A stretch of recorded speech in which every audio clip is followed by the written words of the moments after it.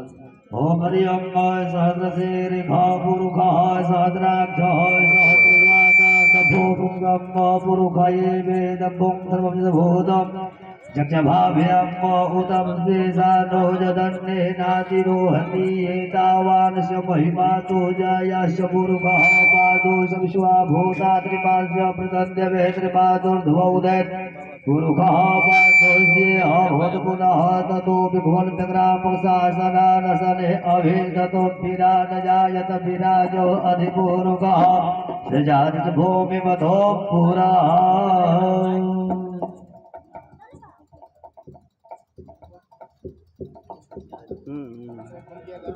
बाहर निकल जाता वाला। ओम नमः पार्वती पतये हर हर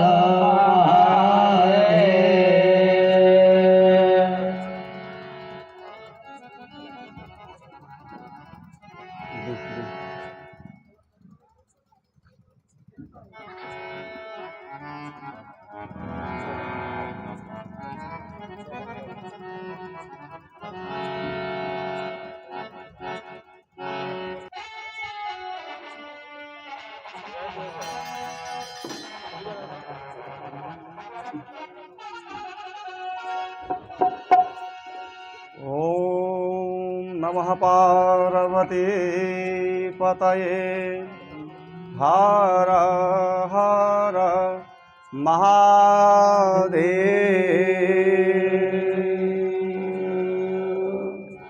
लंबोदरम परमसुंदरमेकदन्तम्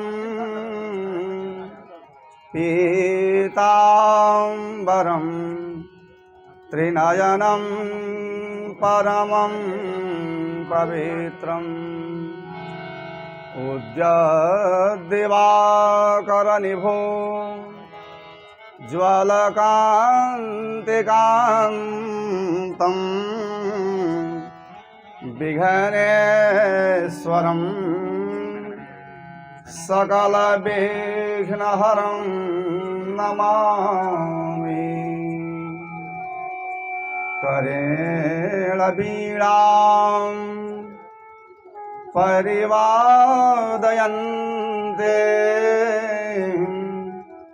तथा जपन्तीं मपरेण माला मरालवृष्टा सनसन्निवेष्टा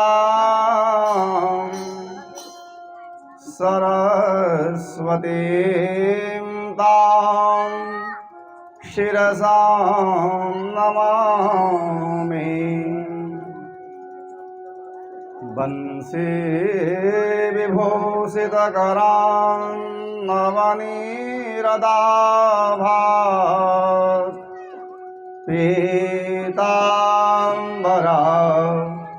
धरुणबिम्बफलाधरोष्ठात् पूर्णेन्दुसुन्दरमुखात् अरविन्दनेत्रात् कृष्णात् परं किमपि तत्त्वमहं न जाने। नमो गुरुभ्यो गुरुपादुकाभ्यो नमः परेभ्यो परुपादुकाभ्यः। आचार्य सिद्धे स्वरपादुकाभ्यां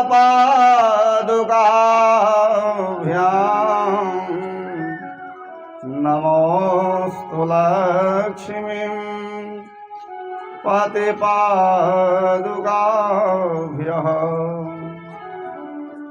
ब्रजे वसन्तं नवनीतचौरम्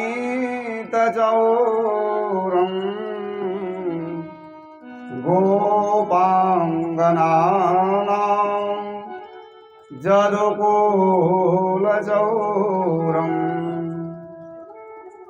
अनेक जन्मार्जित पापचौरम्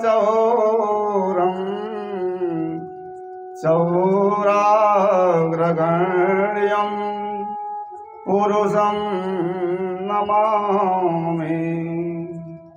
जय जय श्री राधारमण जय जय नवल किशोर जय गोपी चितचोर प्रभु जय जय माखन चोर। भक्ति भक्त भगवंत गुरु चतुर्नाम वपुएक इनके पग बंदन किए मेटत विघ्न अनेक सियावर रामचंद्र की जय। अस्मरणीय भगवान कृष्ण की वांगमयी मूर्ति हमारे ब्रह्मदेव जी भगवती माँ दुर्गा के समक्ष में इनकी सानिध्यता में इनके चरण में कथा आज से प्रारंभ हो रही है। हमारे उपस्थित अनुपस्थित ठाकुर जी के भक्तों आप सभी को जय सिया राम जय श्री कृष्ण। आइए भगवत कथा में प्रवेश करने के पहले मन की शुद्धि के लिए 2 बार प्रभु के नाम का संकीर्तन फिर कथा में हम लोग प्रवेश करेंगे। श्री राम जय राम जय जय राम श्री राम जय राम जय जय राम श्री राम जय राम जय जय राम श्री राम जय राम जय जय राम श्री राम जय राम जय हनुमान श्री राम जय राम जय हनुमान संकट मोचन कृपा निधान संकट मोचन कृपा निधान श्री राम जय जय राम श्री राम जय राम जय जय राम श्री राम जय जय राम श्री राम जय राम जय जय राम बोलिए श्रीमद्भागवत महापुराण की जय हो। श्री व्यासी महाराज की जय हो। श्री सुखदेव भगवान की ओम नमः पार्वती पतये हर हर महादेव। जन्माद्यस्य यतोऽन्वयादितरेतस् चार्थेष्वभिज्ञः स्वराट् तेने ब्रह्महृदाजयादिकवये मुह्यन्ति यतसूरयः तेजो वारिमृदां यथा विनिमयो यत्र त्रिसर्गो मृषा धाम्ना स्वेन सदा निरस्तकुहकं सत्यं परं धीमहि। सदाशिव्या श्रीमद्भागवती कथा। इसी मंत्र के को लेते हुए हम लोग 6 दिन में जो है कथा करेंगे। सदाशिव्या श्रीमद्भागवती कथा। भागवत कथा नित्य श्रवण करने वाली चीज है, नित्य वाचन करने वाली चीज। श्लोकार्धम श्लोक पादम वा, संभव हो तो एक श्लोक रोज पढ़िए या रोज सुनिए। एक श्लोक न संभव हो सके तो आधा पढ़िए, आधा भी संभव न हो सके तो एक पाद। एक श्लोक में 4 पाद होता है, एक पाद याद कर लीजिए, रोज पढ़िए उसे। सदा सेव्या श्रीमद्भागवती कथा। एक बार भगवान शिव पार्वती के साथ यात्रा कर रहे थे तो एक टूटी फूटी झोपड़ी दिखाई दिया, तो साष्टांग लेट करके प्रणाम किए शिव जी। माँ पार्वती पूछी कि प्रभु यहाँ कुछ है नहीं, टूटी फूटी झोपड़ी दिख रही है, आप साष्टांग लेट करके किसको प्रणाम किए? भगवान शिव बोले, पार्वती 10,000 वर्ष पूर्व यहाँ भागवत कथा हुई थी। फिर कुछ आगे बढ़े तो वहां कुछ नहीं था, केवल सुनसान जगह था। वहां फिर साष्टांग लेट करके प्रणाम किए। पार्वती जी बोली, वहां तो 10,000 वर्ष पूर्व कथा हुई थी, टूटी फूटी झोपड़ी दिखाई दे रहा था, तो आपने प्रणाम किया उस जगह को। यहां पर तो कुछ नहीं दिख रहा है। भगवान शिव बोले कि 10,000 वर्ष बाद यहाँ भगवान की कथा होगी। तो जहां कथा होने वाली होती है बंधुओं, वह पृथ्वी धन्य हो जाती है। कुलम पवित्रम, जिस कुल में कथा होती है या जिस कुल का व्यक्ति कथा सुनता है वह कुल पवित्र हो जाता है, और जिस जगह पर कथा होती है वह पृथ्वी भी धन्य हो जाती है। सारे तीर्थ सारी नदियां वहां पहुंच जाती हैं स्वागत करने के लिए परमात्मा का, इस पृथ्वी को पवित्र करने के लिए। कुलम पवित्रम जननी च धन्या, और वह मां धन्य है जो ऐसे पुत्र को उत्पन्न की है, जो भगवान की कथा में अनुराग रखा है, प्रेम रखा है, भगवान की कथा को सुन रहा है या करा रहा है। वह मां भी धन्य है, साधारण मां नहीं है। वसुंधरा भाग्यवती चते, पृथ्वी अपने आप को भाग्यवती मानने लगती है, सौभाग्यशालिनी मानने लगती है। नृत्यंति स्वर्गे पितराशतेषाम, और उस व्यक्ति के पूर्वज स्वर्गलोक में नाचने लगते हैं, झूमने लगते हैं, जिस कुल का व्यक्ति कथा सुनता है, खुशी में कि मेरा वंशज आज कथा सुन रहा है, इस कथा के प्रभाव से जो मेरा संचित पाप है वह समाप्त हो जाएगा और मुझे मोक्ष प्राप्त हो जाएगा। आज के 8-10 वर्ष पूर्व यह कथा हुई थी। यही जजमान अपने मामा को कथा सुनाए थे।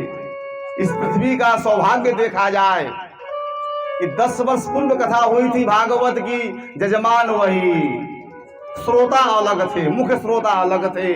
मुख्य श्रोता पहले मामा थे, आज माँ कथा सुन रही है। हम लोग भी भाग्यशाली व्यक्ति हैं बंधुओं, भारत में जन्म हुआ है हम लोगों का। भारत का अर्थ होता है, भा मतलब ज्ञान, रत मतलब युक्त, जो ज्ञान से युक्त नगरी हो, जो ज्ञान से युक्त देश हो, उसे भारत कहते हैं। तो भारत में जो जन्म लेता है वह भाग्यशाली व्यक्ति है। सुदुर्लभम भारतवर्ष लोके, भारतवर्ष में जन्म लेना दुर्लभ है। जो तपस्या किया रहता है उसको भारतवर्ष में जन्म लेने का अवसर प्राप्त होता है।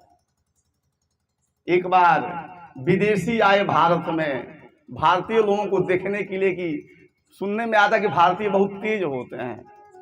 तो कैसे तेज होते हैं देखा जाए तो ट्रेन में यात्रा कर रहे थे, 2 भारतीय थे और 2 विदेशी थे। तो देखे कि भारतीय 1 टिकट कटाया था, अब विदेशी 2 टिकट कटाए थे। सब देख रहा था कि 1 टिकट है, 2 यात्रा कर रहा है। तब तक टीटी आ गया, एक शौचालय में चला गया, अपने आप को बचा लिया। विदेशी सोचा कि कितने चालाक हैं सब, टिकट 1 यात्रा 2 कर रहा है। सही में भारतीय चालाक होते हैं, भारतीय ज्ञानी होते हैं। ठीक है, यहां तो देख लिए शहर की बात है, यात्रा कर रहा है, चालाक व्यक्ति है। चलते हैं देहात में, देहात में देखते हैं कि वहां व्यक्ति मूर्ख है कि चालाक है। सब गांव में आए विदेशी, तो एक व्यक्ति टोकरी में गोबर लेकर के जा रहे थे, धोती पहने हुए थे। पोछट्टा पकड़ के पूछा, व्हाट इज, बार बार पूछ रहा है। भाई माथा पर गोबर है, भाई कैसे बोलेगा व्यक्ति, बोझ है माथा पर, और तेज चलने लगा और पीछे पड़ गया विदेशी। व्हाट इज बार बार कर रहा है। अब वो जो गोबर अपने खेत में फेंका और गुस्सा करके उसके टाई को पकड़ा, व्हाट इज, तो बोला दिस इज टाई। विदेशी बोला दिस इज टाई, तो इंडियन बोला दिस इज टाई। बोला री तो गांव वाले और चालाक हैं, हम लोग तो गला में टाई बांधते हैं, ये सब पीछे टाई बांधता है। तो हम लोग भारत में जन्म लिए हैं, दुर्लभ है भारतवर्ष में जन्म लेना। हम लोग सौभाग्यशाली व्यक्ति हैं कि भारत में जन्म लेने के बाद कथा सुनने का मौका प्राप्त हो रहा है। इसलिए वो माँ धन्य है जो ऐसे पुत्र को उत्पन्न की है, जो भगवान की कथा में अनुराग रखा है, प्रेम रखा है। आइए कथा में चलते हैं। भाग्योदयेन बहुजन्म समर्जितेन सतसंगमं च लभते। कई जन्म जन्मांतरीय पुण्य जब प्राप्त होता है तो कथा प्राप्त होती है। एक जन्म से कथा नहीं मिलती है। एक जन्म का जो पुण्य होता है उस पुण्य के प्रभाव से कथा नहीं मिलती है। जन्म जन्मांतरीय पुण्य जब इकट्ठा होता है, पूर्वजों का आशीर्वाद प्राप्त होता है, पितरों का आशीर्वाद प्राप्त होता है, उनकी जब कृपा हो जाती है तब कथा प्राप्त होती है।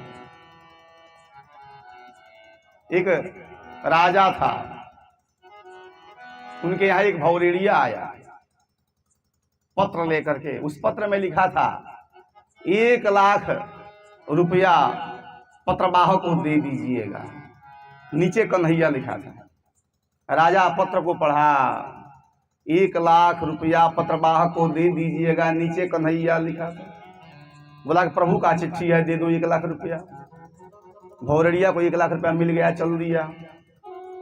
कुछ दिन बीतने के बाद वही भौरेड़िया फिर से आता है राजा के पास, फिर चिट्ठी लेकर के आया। उस चिट्ठी में लिखा था 10 लाख रुपया पत्रवाहक को दे दीजिएगा। उसमें भी लिखा था कन्हैया नीचे। मंत्री को आदेश किया, राजा 10 लाख रुपया दे दीजिए पत्रवाहक को, प्रभु का चिट्ठी है। मंत्री प्रधानमंत्री बूढ़ा था। मंत्री का मतलब जो मंत्रणा दे, राय दे, उसे मंत्री कहते हैं। इसलिए मंत्री बूढ़ा होता है, बड़ा होता है। राजा से अधिक आयु वाला मंत्री होता है, क्योंकि जो राजा को राय दे, राजा को समझावे। प्रधानमंत्री बूढ़ा था। बोला राजा से, महाराज आप इस पत्रवाहक को पहचानिए। कुछ दिन पहले यह 1 लाख रुपया लेकर गया है, आज 10 लाख रुपया ले जा रहा है, इसके बाद 20 लाख ले जाएगा। तो बोले कोई बात नहीं, प्रभु का आदेश है।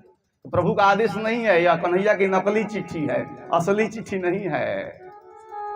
राजा कहा कि मुझे भी मालूम है कि कन्हैया की नकली चिट्ठी है, असली चिट्ठी नहीं है, लेकिन एक दिन मैं नकली को असली मानते जब रहूंगा तो एक दिन कन्हैया की असली चिट्ठी मेरे पास आ जाएगी और मेरा जीवन धन्य हो जाएगा।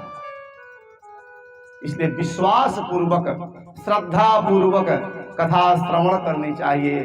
परमात्मा में प्रेम रखना चाहिए। ऐसा मत सोचिए कि हम दिन रात पूजन कर रहे हैं, परमात्मा का सेवन कर रहे हैं, मुझे लाभ नहीं मिल रहा है। लाभ मिल रहा है, समझ में नहीं आ रहा है। एक ऋषि थे जो गायत्री का उपासना कर रहे थे। 24 लाख गायत्री 24 बार जपे। सोचिए कितना दिन लगा होगा।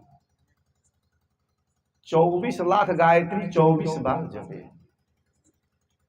सोचे कि भाई तपस्या मेरा सफल नहीं हो पा रहा है, अघोर पंथी में चले गए, अघोरी का उपासना करने लगे। अघोरी प्रकट हो गई, लेकिन पीछे आकर खड़ी हुई, आगे खड़ी नहीं हुई, पीछे खड़ी हुई। बोले क्या चाहते हो, वरदान मांगो। अघोरी देवी प्रकट हो गई।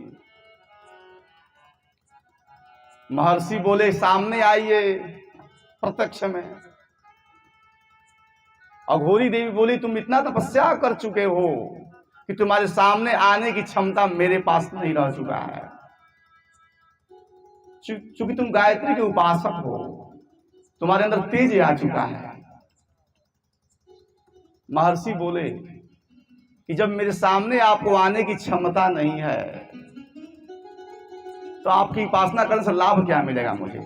आपसे तेजवान हम हो चुके हैं, पुनः हम गायत्री की उपासना करेंगे।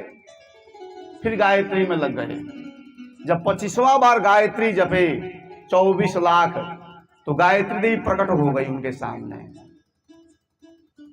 और कही कि 24 लाख तुम जो गायत्री जपे हो 24 बार, पीछे देखो क्या जल रहा है। तो काला पहाड़ जल रहा था पीछे। बोले काला एक कोई पहाड़ है जल रहा है। गायत्री बोली वो काला पहाड़ नहीं, काला तुम्हारा संचित पाप है जो जल रहा है। जो इतना दिन तुम तपस्या किया था, उस तपस्या के प्रभाव से तुम्हारा जो अपराध था, जो पाप था, वो जल रहा था, इसलिए मेरा दर्शन तुमसे नहीं हो पा रहा था। अब जो तुम उपासना किए हो, तुम्हारे पुण्य से मैं तुम्हारे सामने खड़ी हो गई हूं, वरदान मांगो। इस कारण बंधु, अगर हमारे तपस्या में चूक हो या तपस्या में कमी हो जाती हो, पूजन करने में कमी हो जाती हो, या कमी न होती हो उसके बाद भी पूजा सफल न होता हो, तो निराश होने की आवश्यकता नहीं है, क्योंकि हमारा पूर्वार्जित कुछ अघ है जो समाप्त हो रहा है। जब समाप्त हो जाएगा उस पूजन पाठ के प्रभाव से, तपस्या के प्रभाव से, तो परमात्मा की कृपा जरूर हो जाए। जब भी व्यासपीठ से कीर्तन कराया जाए, आप लोग भी कीर्तन गाइए। कुछ राम सुखदास जी महाराज के सत्संग में कीर्तन हो रहा था।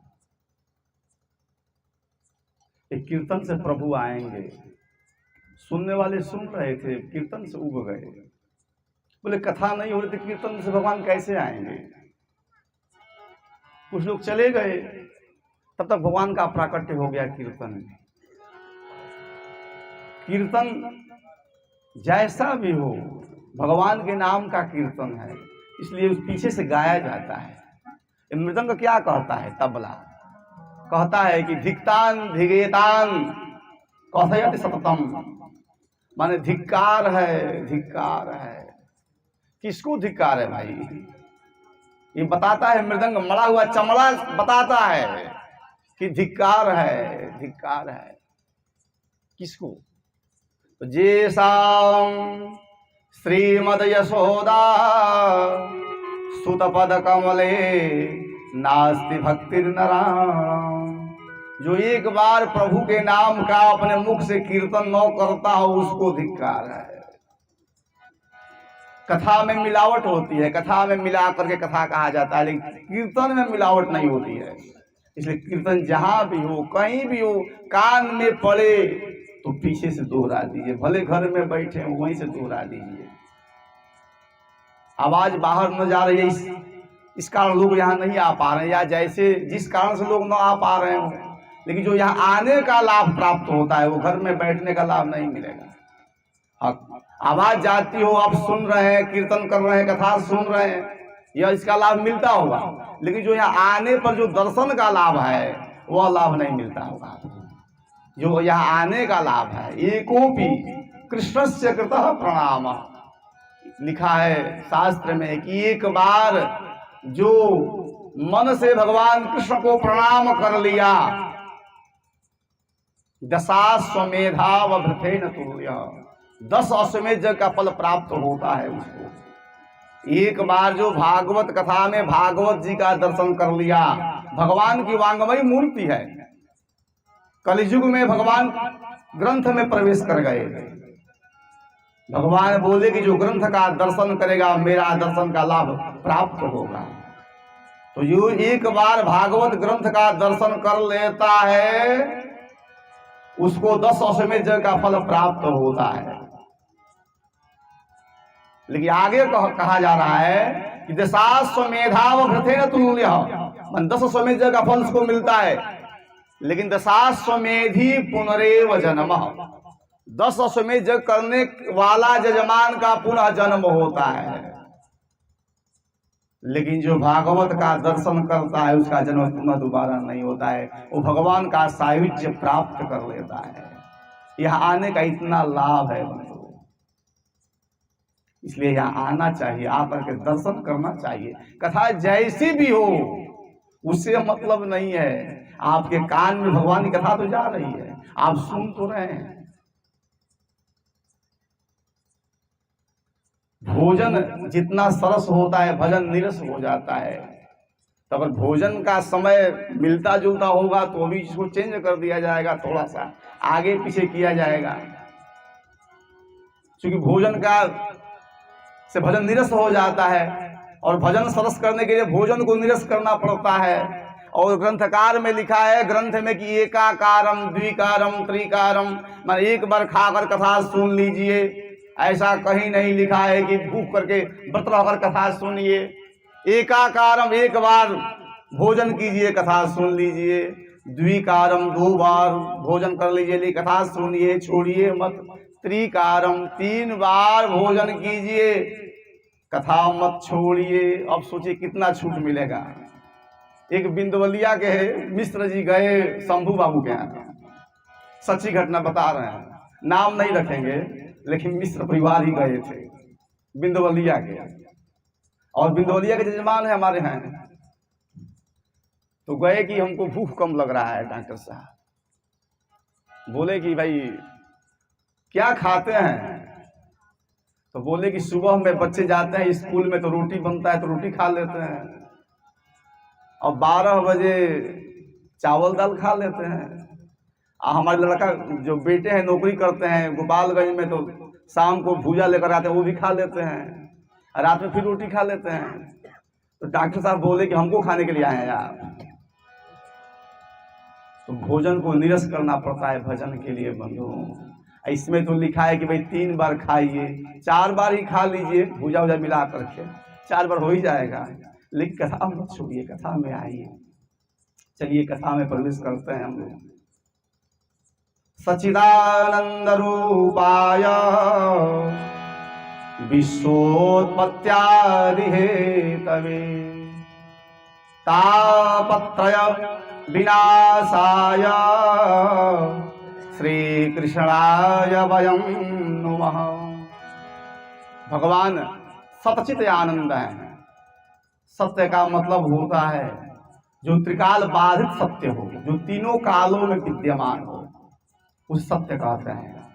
और चित्त का मतलब प्रकाश होता है, जो दूसरे को प्रकाश दे। जैसे यहाँ बल्ब जल रहा है, इस बल्ब का कनेक्शन ट्रांसफार्मर से है, उसका कनेक्शन कहीं और से है। लेकिन परमात्मा को प्रकाश की आवश्यकता नहीं है, वो प्रकाशमान है।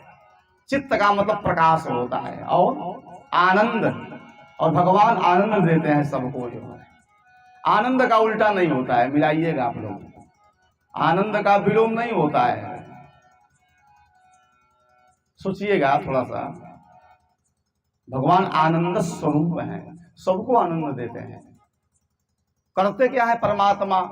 विश्वोत्पत्त्यादि हेतवे, विश्व की उत्पत्ति करते हैं, पालन करते हैं, संहार करते हैं। उत्पन्न करना अच्छी बात है, पालन करना अच्छी बात है, संहार क्यों करते हैं? परमात्मा को अगर मार ही देना था, लोग मरते हैं ना भाई, परमात्मा क्यों मारते हैं लोगों को? अगर मारना ही था तो फिर उत्पन्न क्यों करते हैं? उत्पन्न ही नहीं करते, पालन नहीं करते, लेकिन संहार करना भी जरूरी है। जैसे हम लोग खेती करते हैं, धान बोते हैं, गेहूं बोते हैं, इत्यादि इत्यादि अनाज बोते हैं, समय से सींचते हैं और फिर काट लेते हैं। ठीक वैसे ये जो सृष्टि है परमात्मा की फसल है। परमात्मा समय से उत्पन्न करता है, समय से पालन करता है और समय से संहार भी करता है। अगर संहार नहीं करेगा तो सृष्टि जो है सड़ जाएगा, समाप्त तो हो जाएगा। इसलिए संहार करना परमात्मा के लिए जरूरी है। हमारे देखने में भले बुरा लग रहा है, खराब लग रहा है, लेकिन परमात्मा की इच्छा से अच्छा होगा, तभी परमात्मा ऐसा करता है। तापत्रय विनाशाय, कथा सुनने से 3 ताप समाप्त होता है। आदि भौतिक, आदि दैविक, आध्यात्मिक। आदि दैविक क्या है और आदि भौतिक क्या है, आध्यात्मिक क्या है? 3 प्रकार का ताप होता है जो समाप्त हो जाता है परमात्मा की कथा सुनने से। त्रिविध ताप, दैहिक दैविक भौतिक ताप। दैहिक ताप, दैविक ताप, भौतिक ताप। दैहिक ताप का मतलब होता है शरीर में बीमारी हो जाए, बीमारी छूट न रही हो, दवा व्यक्ति दवा का प्रयोग बार बार कर रहा है लेकिन बीमारी में असर नहीं कर रहा है किसी प्रकार का। या दैहिक ताप जब दवा से न छूटता है तो दुआ से छूट जाता है। इसलिए परमात्मा का भजन करने से रोग भी ठीक हो जाता है। दैहिक ताप और दैविक ताप, दैविक ताप का मतलब ग्रह बाधा। किसी पर शनिश्चर की 7.5 चल रही है, किसी पर राहु की दशा चल रही है, किसी पर केतु की दशा चल रही है, तो कथा सुनने से दैविक ताप समाप्त हो जाता है। और भौतिक ताप, भौतिक का मतलब होता है मकान में दोष लग गया हो, मकान में आवाज आता हो, या कलह रहता हो, बराबर कलह रहता हो, व्यक्ति सुख में न हो, इस प्रकार का व्यक्ति अगर रह रहा हो, भौतिक ताप मकान में लग गया हो, वास्तु दोष मकान में लगा हो, तो वहां जब कथा हो जाती है तो वास्तु दोष या पृथ्वी के अंदर शल्य इत्यादि का दोष हो चुका हो जो जानकारी न हो, तो कथा सुनने से, कथा कराने से भौतिक ताप समाप्त हो जाता है। ऐसे प्रभु को प्रणाम करते हुए हम लोग कथा में चलते हैं। एक बार बद्रिकाश्रम में एकदा मुनियः सर्वे एकदा ही विशालायाम चत्वार ऋषयो मला। एक बार विशालापुरी नगरी बद्रिकाश्रम में ब्रह्मा के पुत्र सनक सनंदन सनातन सनत कुमार जो 11,000 वर्ष के थे, देखने में 4 वर्ष के बालक लगते थे। चारों गति एक थी, एक बोलते थे, एक ही शब्द बोलते थे, एक साथ बोलना, एक साथ चलना। शरीर अलग अलग था चारों का। नारद जी से मुलाकात होती है चारों की। नारद जी को चिंतित अवस्था में देखे, रोकते हैं नारद जी को, बोले कि आप देवर्षि होकर के चिंतामग्न होकर कहां घूम रहे हैं? चिंता में अनुस्वार का अंतर है। चिता मुर्दा को कहते हैं और चिंता जिंदा में होती है ना जो, लेकिन चिता से चिंता खराब है। चिंता जो है जिंदा को जला देती है, चिता मुर्दा को जलाती है। चिंता अधिक खराब है चिता के अपेक्षा। ब्रह्मा के पुत्र कह रहे हैं कि आप इतने तेजस्वी ऋषि होकर के, तपस्वी ऋषि होकर के आप चिंता में घूम रहे हैं, क्या कारण है चिंता का? नारद जी बताते हैं कि ऋषिवर, मैं मृतलोक में घूमते हुए वृंदावन में गया, वहां देखा कि एक युवती रो रही है, उसके पास 2 अचेतावस्था में वृद्ध पुरुष पड़े हुए हैं, उसकी संतावना इत्यादि जो है गंगा आदि नदियां संतावना दे रही थी। जब उससे मुलाकात हुई, उससे मैं उसका परिचय पूछा तो अपना परिचय देती है। नारद जी ब्रह्मा के पुत्र को बता रहे हैं, परिचय देती है वो महिला। अहम भक्ति इति ख्याता इमे में तनयौ मतौ ज्ञान वैराग्य नामानौ काल जोगे न जर जरौ। वो महिला कहती है नारद जी से कि मेरा नाम भक्ति है, ये दोनों जो अचेतावस्था में पड़े हुए मेरे पुत्र हैं, इस कलिकाल के प्रभाव से जर्जर अवस्था को प्राप्त हो चुके हैं, जर्जरता के साथ अचेत हो चुके हैं। नारद जी यह बताइए, माँ युवती हो जाए और बेटा बूढ़ा हो जाए, उसमें अचेत अवस्था को प्राप्त हो, इससे बड़ा दुख का कारण क्या होगा? इसको लेकर के मैं बार बार जगाने का प्रयास किया, गीता का पाठ किया, वेद वेदांत घोषश्च, वेद का पाठ किया, वेदांत का पाठ किया, गीता पाठ मुहुर्मुहु, बार बार गीता का पाठ किया, लेकिन दोनों जगे नहीं। जगाने के प्रयास को लेते हुए मैं चिंता में मग्न हूं, कैसे जगेंगे?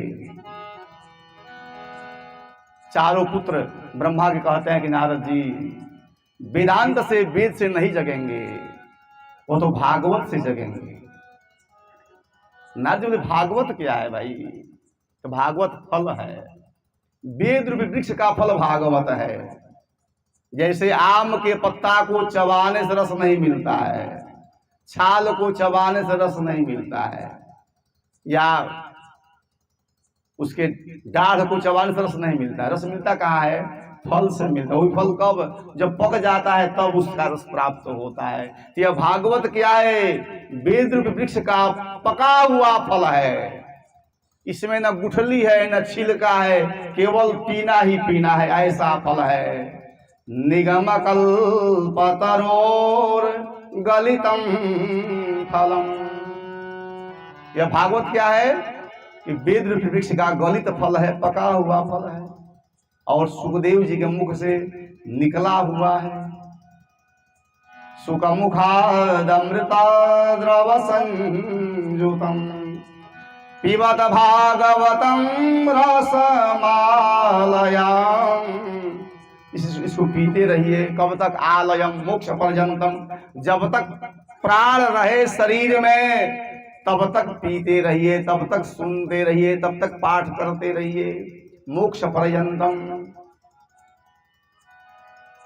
नारद जी बोले कथा कैसे होगी, कैसे सुनाएंगे, इसका नियम क्या है?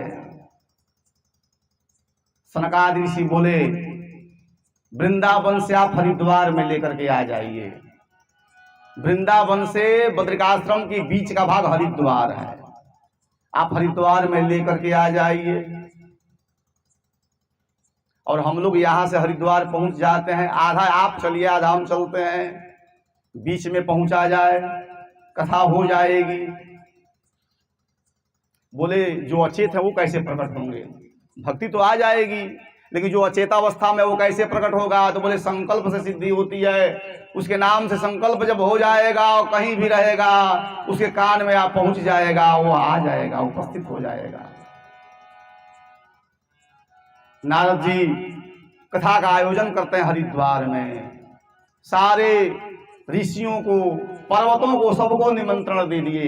पर्वत भी आ गए। पर्वतों का शरीर बड़ा बड़ा होता है, जगह छेड़ के लिए पहले ही आकर के। अब भाई ऋषि महर्षि करके मुझे निमंत्रण कार्ड मिला है, भाई हमको बैठने का जगह दो। पर्वत दिखा रहे अपना कार्ड, भाई मुझे भी मिला है, हमको हटाए न जाए। तो भृगु ऋषि को दया आ गई, पर्वतों पर जल छोड़ दिए। बोले जब तक कथा में रहोगे छोटे बन करके रहोगे, और कथा से बाहर जब निकलो तुम पुनः अपने पर्वताकार हो जाओगे। पर्वत छोटे हो गए। कथा में जब आना चाहिए छोटा बन करके आना चाहिए, यह ज्ञान मिलता है। जब छोटा बन करके आने से कुछ मिलता है, बड़ा बनने से कुछ मिलने वाला नहीं है। यह ज्ञान मिला पर्वतों के द्वारा। सब लोग आ गए, कथा प्रारंभ हो गई। और तीसरे कथा के तीसरे दिन ही भक्ति ही सुतौ तौ तरुणौ गृहीत्वा।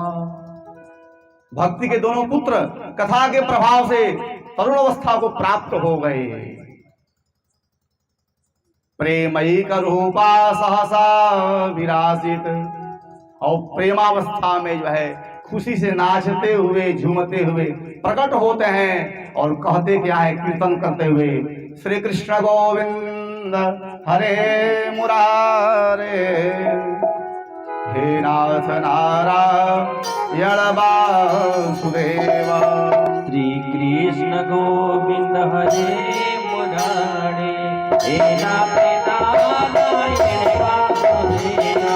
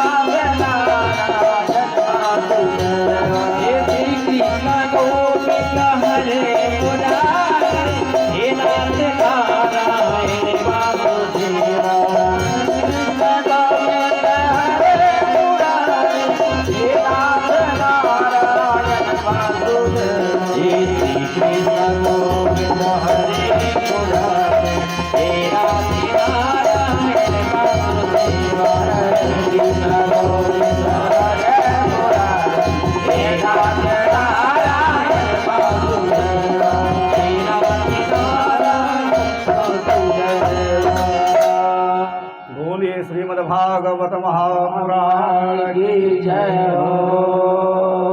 भक्त सिद्ध होता है बंधुओं, भक्त सबसे बड़ा होता है। भक्त को भगवान जगह देते हैं और अपने से बड़ा मानते हैं। ज्ञान वैराग्य का व्यक्ति अगर सहयोग ले ले तो भक्ति प्राप्त हो जाती है। भक्त बड़ा होता है। मानव कहा कि मैं बड़ा, तो तुम पृथ्वी पर क्यों बड़ा? मानव कहता है कि हम बड़े, तो पृथ्वी का सहयोग क्यों लेता है? पृथ्वी का बिना सहयोग के चले। पृथ्वी कही कि मैं बड़ी, तो शेष के माथे पर क्यों बड़ी? शेष कहे कि मैं बड़ा, तो शंकर के गले में क्यों पड़ा? शंकर कहे कि मैं बड़ा, तो कैलाश पर जाकर क्यों बसा? कैलाश कहा कि मैं बड़ा, तो रावण के हाथ से क्यों डगमगा? रावण कहा कि मैं बड़ा, तो बाली के काख में क्यों दबा? बाली कहा कि मैं बड़ा, तो राम के हाथ से क्यों मरा? राम कहे कि मैं बड़ा, तो भक्तों के हृदय में क्यों बसा? भक्त सिद्ध होता है। भगवान को भक्त के पास आना पड़ता है। नारद जी पूछे थे भगवान से कि कहाँ रहते हैं आप? तो भगवान बताए नारद जी को, ना हम बसामि वैकुंठे जोगिनाम हृदय न च। मैं वैकुंठ में नहीं रहता हूं, जोगियों के हृदय में भी नहीं रहता हूं। मद भक्ता जत्र गायन्ते तत्र तिष्ठामि नारद। जहां मेरा भक्त गायन करते हैं, जहां मेरा गान होता है, कीर्तन होता है, वहीं मैं रहता हूं। भक्त बड़ा होता है। अहम भक्त पराधीन। 9वें स्कंध में भगवान कहे हैं कि मैं भक्त के अधीन रहता हूं। अम्बरीश राजा की कथा आती है कि राजा अम्बरीश एकादशी का व्रत किए थे और द्वादशी की पारण की तैयारी में लगे हुए थे। तब तक दुर्वासा जी पहुंच गए राजा के यहाँ। बोले कि भाई मेरा आतिथ्य स्वीकार कीजिए, प्रभु आप आ गए, द्वादशी का पारण होने वाला है। दुर्वासा जी तैयार हो गए। बोले कि गंगा जी स्नान करके आते हैं, लेकिन स्नान करने में देर लगा दिए दुर्वासा जी जानबूझ करके। एकादशी का पारण द्वादशी में करना चाहिए, 13 हो जाए, इसका ख्याल करना चाहिए एकादशी के पारण में। एक द्वादशी बीतने वाली थी, त्रयोदशी प्रारंभ होने वाली थी। अम्बरीश सोचे कि भाई त्रयोदशी हो जाएगी, एकादशी मेरा वृथा चला जाएगा।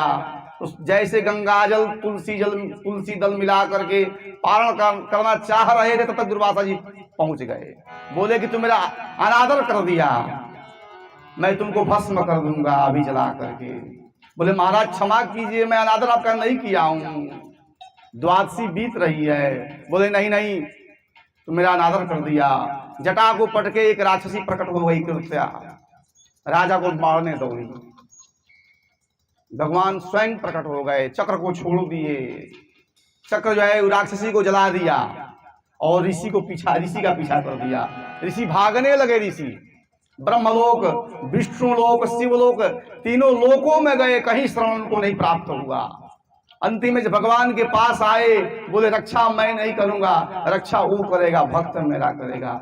अम्बरीश के पास जब गए और जब अम्बरीश के शरणागत हुए, अम्बरीश खुद हाथ जोड़ के महाराज क्या कर रहे हैं, मुझे बचाओ भाई। अहम भक्त पराधीन यह स्वतंत्र परम द्विज। भगवान कहते हैं कि भाई भक्त के अधीन रहते हैं, मेरा मान टले टल जाए, भक्त का मान टलते देख। मेरा अपमान हो जाए मैं स्वीकार करूंगा, भक्त का अपमान न हो। यदि मेरा भक्त का अपमान कोई करता है तो मुझसे स्वीकार नहीं होगा, नहीं सहा जाएगा। भगवान इतना भक्त का ख्याल करते हैं, भक्त को हृदय में बसाते हैं, या भक्तों के हृदय में बसते हैं परमात्मा। कथा चलने लगे हरिद्वार में, कथा में प्रसंग आता है कि पापी से पापी व्यक्ति का मोक्ष हो जाता है कथा सुनने से। प्रश्न हो गया भाई, धर्मात्मा की गति मिलती है, धर्मात्मा का मोक्ष होता है, पापी का उद्धार कैसे होता है, या कौन सा पापी है जिसका उद्धार हुआ है। कथा प्रारंभ होती है। आनंद तट पर एक आत्मदेव नाम के ब्राह्मण थे, उनकी पत्नी का नाम धुंधुली था। धुंधुली का अर्थ होता है नित्य झगड़ा करना, धूम धूम करोति धुंधुली, जो नित्य कलह करती है उसे धुंधुली कहते हैं। आत्मदेव बहुत बड़े पंडित थे, विद्वान थे, दूसरे सूर्य की उपाधि उनको प्राप्त हुई थी, और धुंधुली पत्नी मिल गई कलह करने वाली। आजकल भी यही हो रहा है महाराज, विवाह के साथ 1 महीना जो पति पत्नी का जीवन चल रहा है, विवाह के बाद नए के लिए कर रहे हैं भाई, बड़े लोगों के लिए नहीं कर रहे हैं, नवजुवकों के लिए कर रहे हैं। ये हो रहा है, नवजुवक में हो रहा है। 1 महीना चंद्रमुखी, पत्नी जब आ रही तो चंद्रमुखी रह रही है, काफी प्रेम पति पत्नी में, काफी अनन्य प्रेम रह रहा है। अनन्य का मतलब उसके अलावा कोई है ही नहीं है दूसरा उस घर में, इतना प्रेम रहता है उस पत्नी से। 1 महीना चंद्रमुखी, लेकिन जब दूसरा महीना प्रारंभ होता है तो सूरजमुखी हो जाती है पत्नी, और तीसरा महीना ज्वालामुखी हो जा रही है। और पति कैसे रह जानते हैं, 1 महीना प्राणनाथ, क्या बात है, उनके अलावा कोई है ही नहीं है, प्राणनाथ है भाई। और दूसरा महीना प्राण हट जा रहा है, नाथ हो जा रहा है, केवल नाथ रह जा रहे हैं। और तीसरा महीना नाथ में एक चीज, एक अक्षर जुड़ जा रहा है, अनाथ, अनाथ हो जा रहा है। वही हाल आत्मदेव जी का था। आत्मदेव पंडित थे, विद्वान थे, पत्नी धुंधुली दुष्टा थी, नित्य कलह करती थी, घर से उब चुके थे। सबसे बड़ा सुख जानते हैं क्या है? 6 सुख है और 6 दुख भी है। अर्थागमो, ध्यान दीजिएगा, 6 सुख है जीवन का। अर्थागमो, नित्य पॉकेट में पैसा रहता हो या पैसा आता रहता हो, एक सुख है। धन का आगम पहला सुख है। और घर में दूसरा सुख, सभी आरोग्य हो, रोग घर में न हो, नित्यम रोगिता च, सभी आरोग्य रहें, सभी सुखी रहें, स्वस्थ रहें, दूसरा सुख। तीसरा प्रिया च भारजा, पत्नी कैसी हो तो प्रिय हो, अच्छी हो, तीसरा सुख। और चौथा प्रियवादिनी च, और सुंदर बोलने वाली हो, चौथा सुख हो गया। 5वां वश्यश्च पुत्रोर्थकरी च विद्या, पुत्र वश में हो, पुत्र अनुकूल हो जाए, पुत्र का प्रतिकूल होना भी दुख है, पुत्र का अनुकूलता होना जरूरी होता है, यह सुख है। 5वां। 6ठा अर्थकरी विद्या हो, ऐसा ज्ञान हो जिस ज्ञान से रुपया आता हो, वह विद्या पढ़नी चाहिए। जिस ज्ञान से द्रव्य का आगमन हो वह विद्या पढ़ना चाहिए, वह ज्ञान सीखना चाहिए, और उससे मुक्ति भी मिल जाए। सा विद्या जा विमुक्तये, माने धन कमा लीजिए उस विद्या से और मुक्ति प्राप्त हो जाए उस विद्या से, वह विद्या का ज्ञान प्राप्त करना चाहिए। ये शास्त्र क्या है? समुद्र है। जैसे हंस जल दूध मिला करके हंस को दे दीजिए तो हंस दूध पी जाता है, जल को छोड़ देता है। ठीक वैसे ही जिंदगी पढ़ते पढ़ते बीत जाएगी। सारतत्व को खोज लीजिए, उत्तरमाला खोज लिखा रहता है ना भाई किताब के अंतिम में उत्तरमाला, तो उत्तरमाला को जान लीजिए, मतलब कि विद्या का सारतत्व जानिए। अर्थकरी विद्या हो और छठा हो गया अनर्थकरी विद्या, यह 6 सुख है, 6 दुख भी है।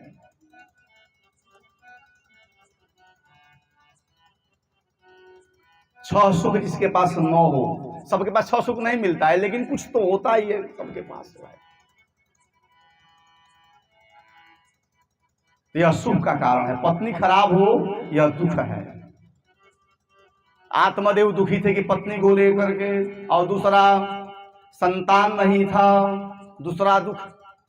तीसरा दुख क्या है? जिस वृक्ष को लगाते थे वह वृक्ष फल नहीं देता था। जिस गाय को घर ला करके रखते थे गाय बंध्या हो जाती थी। जिस फूल को लगाते थे वो फूल खिलता नहीं था। चारों तरफ से निराशा हो चुके थे। सोचे कि ऐसे जीवन से जीना बेकार है, मर जाना ही ठीक है। तो चले गए गंगा जी में प्राण का परित्याग करने के लिए। और जैसे सोचे कि भाई कूद करके अपने शरीर का अंत करें, तब तक एक महात्मा प्रकट हो गए। रुको भाई रुको, क्यों प्राण त्यागना चाहते हो? मरने के बाद कई हजार जोनी, कई हजार वर्ष तक प्रेत जोनी में भटकना पड़ता है। अकाल मृत्यु जिसकी होती है उसकी। प्राण का परित्याग क्यों कर रहे हो? बोले महाराज ऐसे जीवन जो मेरा जीवन चल रहा है, इस जीवन से मर जाना ही ठीक है। बोले क्या दुख है? मरने के बाद उससे अधिक दुख होगा तुमको। बोले वो दुख स्वीकार है, यह दुख स्वीकार नहीं है। बोले दुख तो बताओ दुख क्या है? बोले पहला दुख संतान नहीं है। महात्मा जी बोले घबराओ नहीं, मैं विचार करता हूं संतान क्यों नहीं है या कब होगा। तो बोले विचार किए। बोले भाई देखो तुम्हारा पहला जन्म है और 7 जन्म तक तुमको संतान नहीं होने वाला है, इसलिए आराम से इस जीवन को स्वीकार करते जाओ। 8वां बार संतान मिलेगा तुमको। अब आत्मदेव जिद में पड़ गए। बोले कि जब आप महाराज पीछे का 6 जन्म जान लिए, आप इतने बड़े ज्ञाता हैं, तो संतान देने की क्षमता भी रखते हैं आप, मुझे संतान दीजिए, नहीं तो हम मर जाएंगे आपके सामने। अब ब्रह्म हत्या आपको लगेगी, या तो बचा लीजिए तो ब्रह्म हत्या ले लीजिए आप। महात्मा जी चिंतित हो गए, गजब हो गया, मैं तो बचाने आया चक्कर में पड़ गया। महात्मा जी बोले घबराओ नहीं, एक झोला से फल निकाल करके दे दिए आत्मदेव को। बोले इस फल को ले जा करके अपनी पत्नी को खिला देना, तुम्हारी पत्नी सुंदर संतान देगी। महात्मा जी लेना है क्या?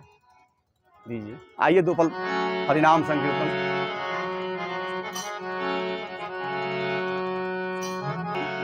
बोलिए श्रीमद् भागवत महापुराण की जय हो। महात्मा जी झोला से फल निकाल करके देते हैं। आत्मदेव से कहते हैं इस फल को ले जा करके पत्नी को खिला दीजिए, आपकी पत्नी इस फल के द्वारा सुंदर संतान देगी। बहुत खुश होते हैं। जब खुश होकर घर पर आते हैं तो देखे थे कि खुश होकर के आया हुआ है, भाई कोई जरूर बात है। कहते बहुत खुश होकर के आए हो, क्या बात है? दुष्ट व्यक्ति अगर प्रसन्न होता हो तो भी डरिए, क्रोध में हो तो भी डरिए। अब देखिए वो कैसी दुष्ट है कि पति खुश होकर के आए तो भी उसको खराब लग रहा है। कहते बहुत खुश होकर के आए हो, क्या बात है? तो कहते हैं कि एक महात्मा से मुलाकात हुई, वो महात्मा एक फल दिए, उस फल के द्वारा सुंदर संतान हमारे घर में आए। और वह फल तो ले लेती है लेकिन दुखी हो जाती है। कहती है कि फल मैं खा लूंगी, अगर फल का प्रभाव सच्चा होगा तो मैं गर्भवती हो जाऊंगी, मेरा उदर बढ़ जाएगा, भोजन कम हो जाएगा। भोजन जब कम होगा तो मैं कमजोर हो जाऊंगी। काम करने के लिए मेरी नंद रानी आएंगी तो घर की सेवा ज्यादा कर देंगी, मेरी सेवा कम करेंगी। क्या करूं? चिंता में पड़ गई। फल नहीं खाती हूँ तो पति की तरफ पकड़ी जाऊंगी। उसी समय उसकी बहन आ जाती है और कहती कि तुम चिंता में क्यों हो, बताओ। कहती कि मेरा पति एक फल ला दिया है, वो फल ऐसा है कि फल खाने पर व्यक्ति गर्भवती हो जाएगा। और गर्भवती जो दशा होता है गर्भ का वो अच्छा नहीं होता है, बड़ा कष्टदायक दशा होता है। मैं चाहती न हूं कि मैं गर्भवती हूँ। बोली घबराओ नहीं, इसी माह का मुझे गर्भ है। जो संतान या संतति जो कुछ होगा मैं तुमको दे दूंगी, उसके बदले तुम धन दे देना, तुम्हारे पास धन ज्यादा है। बोले इस फल का क्या किया जाए, तो फल गाय को खिला दो। और तुम गर्भवती जैसी महिला रहती हैं वैसे तुम रहने का बहाना करो। खुश हो जाती है धुंधुली। गर्भवती स्त्री जैसा रहती है वैसा रहने लगती है। और परीक्षा के लिए कि फल सच्चा है कि कच्चा है, गाय को फल खिला देती है। गाय भी गर्भवती हो गई फल के प्रभाव से। इधर गर्भवती रहने का नाटक करने लगी तो आत्मदेव बहुत खुश हो गए। बोले कि फल का प्रभाव तो देखिए, एक फल से दो कार्य हो गया। पत्नी गर्भवती, गाय गर्भवती हो गई। कुछ दिन बाद गाय सुंदर संतान को जन्म देती है। फल का प्रभाव था, बछड़ा नहीं देती है, मनुष्याकृति बालक को जन्म देती है। लेकिन कान जो था गाय के समान था, शरीर मनुष्य का था, उसका नाम गोकर्ण रखते हैं। गाय के कान के जैसा बालक। और इधर इसके बहन को भी संतान होता है, वह संतान ला करके धीरे से दे देती है। वहां कह देती है अपने ससुराल में कि मेरा बालक जन्म लिया था, गुजर गया, ऐसा बहाना कर देती है। लेकिन इसको तो दूध हो नहीं रहा था। संजोग देखिए, दूध सबको होता नहीं है भाई। संतान उत्पन्न करने वाले महिला को ही दूध होता है। तो कहते हैं कि इसके लिए क्या करें, तो कहते हैं कि मुझे दूध नहीं हो रहा है। अब मेरी बहन का इसी माह गर्भ नुकसान हुआ है, बालक हुआ है, बालक गुजर चुका है, उसको बुला लेंगे तो दूध पिला देगी। बहाना करती है। आत्मदेव समझ नहीं पाते हैं, सरल ब्राह्मण थे, सीधे थे। बोले बुला लो। आ जाती है, बालक की रक्षा भी हो जाती है, बालक बड़ा हो जाता है। बालक का जब नामकरण संस्कार का समय आता है तो कहती है कि 9 महीना मैं पेट में रखी हूं, उधर में नाम आप रखोगे? नाम मैं रखूंगी। यथा नाम तथा गुण, नाम का प्रभाव भी बालक पर पड़ता है। नाम सुंदर रखना चाहिए। एक टिंकू मिंकू चिंकू नाम मत रखिए, बालक का सुंदर नाम रखा जाता है। तो कहती है कि नाम मेरे नाम से जुड़ेगा, तो धुंधुकारी रखती है। आत्मदेव अपन गाय के पुत्र का नाम आत्मदेव रखते हैं तो गोकर्ण रखते हैं। यह नाम धुंधुकारी रखती है। धुम धुम करोति धुंधुकारी, जो नित्य झगड़ा करता हो, नित्य कलह करता हो, उसे धुंधुकारी कहते हैं। गोकर्ण पंडितो ज्ञानी, गोकर्ण जी पंडित हो गए, विद्वान हो गए, फल का प्रभाव।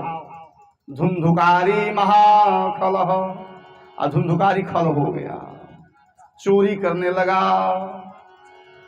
मुर्दा पर लगी हुई घी को चाट जाता था, ऐसा अत्याचारी था।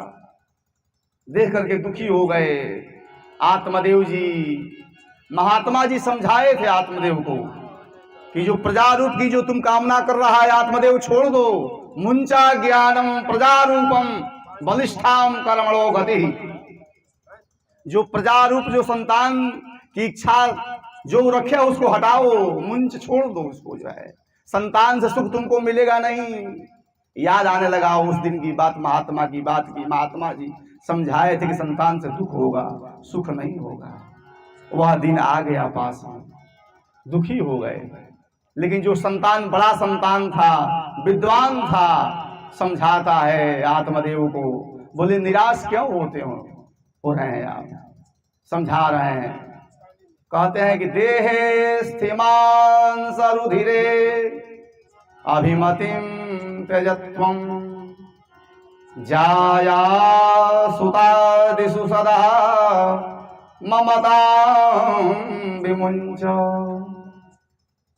कहते हैं कि पिताश्री, जो इस शरीर में अस्थि मांस खून से भरा हुआ शरीर है, इसका मोह त्याग दीजिए, इसका मोह मत कीजिए।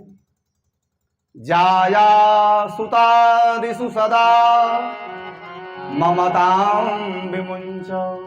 जो पत्नी का मोह कर रहे हैं, संतान का मोह कर रहे हैं, इसका परित्याग कर दीजिए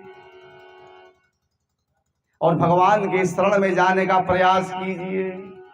बोले कैसे जावे, कैसे पूजा करें, कुछ ज्ञान नहीं है, बताओ मुझे, क्या पाठ करें, किसकी उपासना करें?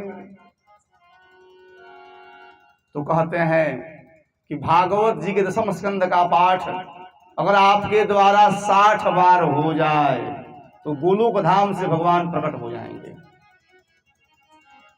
बोले तो बहुत सरल बात है भाई। 9 जो 10वां स्कंद है 90 अध्याय है, 2 दिन में पाठ होता है इसका। बोले 60 बार का मतलब 120 दिन, 120 दिन में भगवान आ जाएंगे, तो बहुत सरल बात है। बोले इस ग्रंथ को उठा लीजिए, गंगा किनारे चले जाइए और गंगा जी के किनारे पाठ कीजिए, भगवान मिलेंगे आपसे। और जब भगवान आ जाएंगे पूछेंगे क्या चाहिए, साकेत धाम का मालिक बना दूं तो मत मांगिएगा, मत लीजिएगा। कहेंगे बैकुंठ का मालिक बना तो मत लीजिएगा।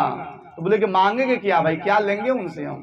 बोले गोलोक धाम मांग लीजिएगा, गोलोक धाम में रहने का मौका मांग लीजिएगा, यही तो सबसे बड़ा है। पुत्र के बात को मानते हुए देखिए, स्थिति में जो बड़ा होता है वह बड़ा होता है, ध्यान दीजिएगा। पुत्र अगर सही राय दे तो मानना चाहिए, ऐसा मत सोचिए गार्जियन, क्षमा कीजिएगा इस बात को, व्यासपीठ है, यहाँ से कहने में दोष नहीं लगेगा, ज्ञान मंच है। अगर बालक ज्ञानी हो तो बालक का बात मानिए, ऐसा मत सोचिए कि हम पिता है उसका बात कैसे मानेंगे। स्थिति में जो बड़ा होता है वह बड़ा होता है। लिखा है शास्त्र में, पाठ पढ़ाने वाले गुरु से ऊंचा पद दीक्षा देने वाले गुरु का होता है। जो दीक्षा देता है गुरु, पढ़ाने वाले गुरु से ऊंचा होता है, 10 गुना ऊंचा होता है। और दीक्षा देने वाले गुरु से 100 गुना पिता ऊंचा होता है। अब पिता से 1000 गुना मां ऊंचा होती है। पुत्र सन्यासी हो जाए, सन्यास ग्रहण कर ले पुत्र, पिता सामने पढ़ते हो तो पुत्र को पिता प्रणाम करें, क्योंकि सन्यासी हो चुका है, बड़ा हो चुका है। लेकिन अगर मां सामने पढ़ती हो तो साष्टांग पुत्र लेट करके प्रणाम करे मां को, क्योंकि मां से बड़ा पुत्र नहीं होता है कभी भी किसी अवस्था में, पिता से बड़ा हो जाता है। और ज्ञान से प्रौढ़ हो गया है तो पिता को बात मान लेनी चाहिए, जैसे आत्मदेव मान लिए। आत्मदेव जी पुत्र की बात मान करके भागवत पुराण को लेकर के जंगल में चल देते हैं, गंगा तट पर। भगवान देखे कि भाई पुत्र की बात मान लिया, विश्वास इसका उत्पन्न हो गया है, श्रद्धा रूपी, श्रद्धा के साथ साथ इसकी रक्षा कौन करेगा इस जंगल में? भाई इस जंगल में हिंसक जीव हैं। बस भगवान भी माया का गाय बना लिए और माया का गाय बना करके हाँकते हाँकते पहुंच गए आत्मदेव के पास। बोले अरे भाई बाबा, यह कौन सा ग्रंथ लिए हैं आप, इस जंगल में क्यों भटक रहे हैं? बोले अरे ये ग्रंथ साधारण ग्रंथ नहीं है, ये भागवत ग्रंथ है। बोले इसका पाठ करने से क्या मिलता है? बोले इसका पाठ करने से गोलोकवासी भगवान का दर्शन होता है। बोले मुझे भी सुनाएंगे क्या? बोले सुन लीजिए। बोले आप मुझे सुनाइए और सुनने के बदले में कुछ मुझे भी कुछ देना पड़ेगा ना भाई, है ना भाई, दक्षिणा देनी पड़ती है श्रोता को। तो बोले कि भाई हम श्रोता हैं, आप वक्ता हो गए। भगवान श्रोता बन करके आ गए। प्रेम देखिए। और मैं गाय का दोहन करूंगा, फल तोड़ के लाएंगे, फल खिलाएंगे, दूध पिलाएंगे, इसके बदले में मुझे सुना दीजिए आप। पाठ चलने लगा, 60 बार से 61वां हो गया, 62 हो गया, 63 हो गया, 100 बार हो गया। बोले भाई मेरा पुत्र कहा था कि 60 बार में परमात्मा मिल जाएंगे, 100 बार पाठ कर दिए, अभी तक परमात्मा नहीं आए। देना है, दीजिए। आइए फिर से हरिनाम हरि के पास पहुंचा दिया आत्मदेव जी को। प्रसादे न प्रसन्नता, प्रसाद से प्रसन्नता प्राप्त होती है, इसलिए प्रसाद का परित्याग नहीं करना चाहिए। आत्मदेव जी को फल प्राप्त हुआ, फल का तिरस्कार धुंधुली की, आत्मदेव जी फल का सम्मान किए और वो फल जो है परमात्मा के पास पहुंचा दिया। देखिए फल का प्रभाव कितना बड़ा होता है। राजा भर्तृहरि शतक में लिखा है, एक बार गोरक्षनाथ से मुलाकात हुई राजा भर्तृहरि को। गोरक्षनाथ जी बोले कि देखो भाई तुम्हारे कुंडली में सन्यास लिखा है, तुम सन्यासी बन जाओ और हमसे दीक्षा ले लो। बोले अरे क्या कह रहे हैं महाराज, इतना सुंदर मेरा राज्य, इतनी सुंदर मेरी रानी, इतनी सुंदर मेरी प्रजा, आप कहते सन्यास ले लो। महाराज यह ठीक नहीं है, मुझे राज्य करने दीजिए। गोरक्षनाथ जी बोले ठीक है भाई, तुमको राज्य करने की इच्छा है तो मैं एक फल देता हूं, इस फल को खा लोगे तुम अमर हो जाओगे, अमर होकर के राज्य करो, तुम कभी मरोगे नहीं। राजा फल तो ले लेते हैं, लेकिन सोचे कि फल अगर हम खा लेंगे तो अमर हो जाएंगे, रानी मेरी मर जाएगी तो रानी के बिना हम कैसे रहेंगे, तो फल रानी को खिला दे, रानी अमर हो जाएगी, जब तक हम जीवित रहेंगे तो रानी के साथ रहेंगे।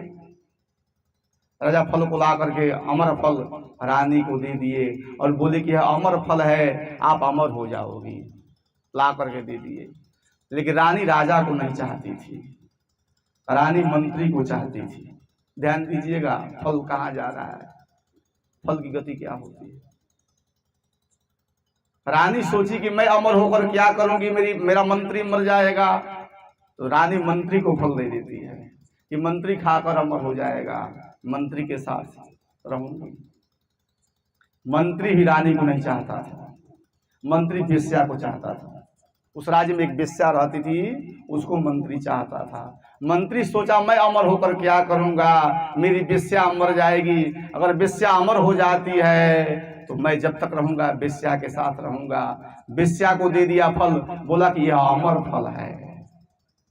वेश्या बड़ी बुद्धिमान थी, बोली मुझे जब वेश्यावृत्ति ही करनी है तो अमर होने से क्या लाभ, यह अमर फल मेरा राजा खा लेगा तो मेरा राजा अमर हो जाएगा, प्रजा का देखभाल करेगा, राज्य को सुंदर से चलाएगा।